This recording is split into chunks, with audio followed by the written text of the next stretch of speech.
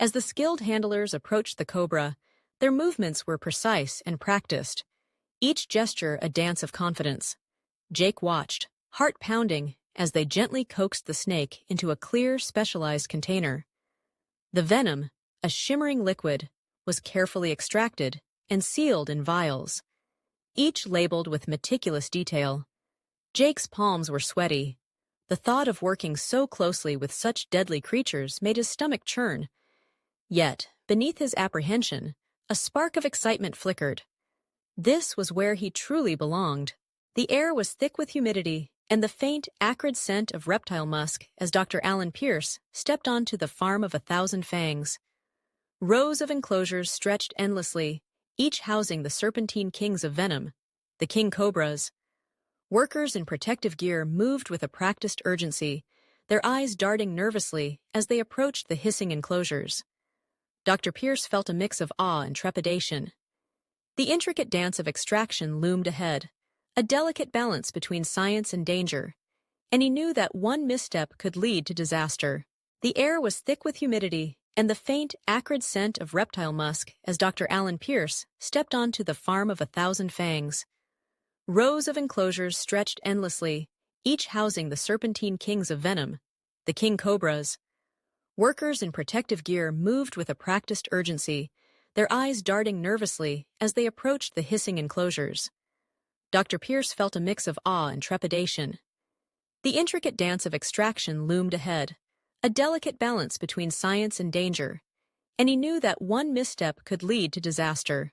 Mr. Wei, proud owner of a cobra farm, faced escalating threats from poachers who sought to steal his prized snakes for the black market. Late one night, a security camera captured the masked figures creeping through the shadows, their intentions clear. Disturbed yet determined, Mr. Wei realized he had to enhance his security measures. As he grappled with the temptation to increase production for profit, he wrestled with his conscience, ultimately choosing to uphold ethical farming practices, valuing integrity over greed. In the sleek, glass-walled laboratory, Dr. Pierce stood before the captivated investors, his enthusiasm palpable. He detailed the remarkable properties of cobra venom, illustrating its potential in treating blood clots and neurological diseases. As he unveiled his groundbreaking discovery, a new compound extracted from king cobra venom, he could see their eyes widen with intrigue. This compound, he explained, could revolutionize pain management, offering a powerful alternative to traditional painkillers. The room buzzed with excitement, the promise of innovation hanging in the air. The air was thick with tension as the team scrambled around the lab, the sound of frantic footsteps echoing against the sterile walls.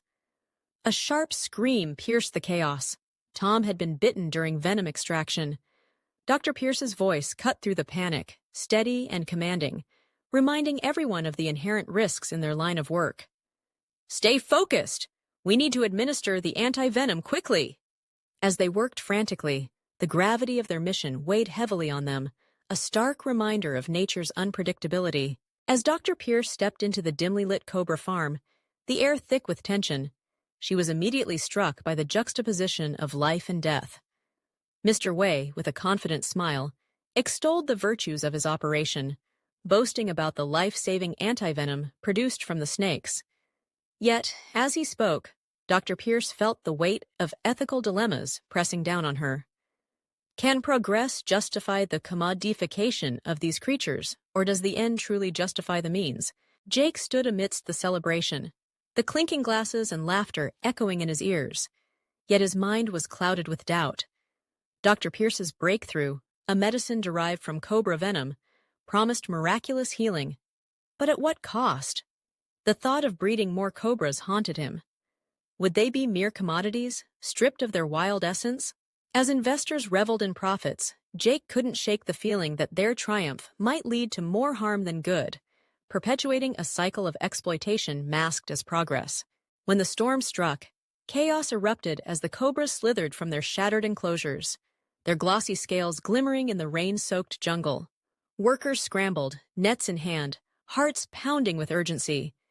Each captured snake felt like a small victory, but the clock was ticking. Panic surged through the nearby village when a villager was bitten, igniting fear and anger.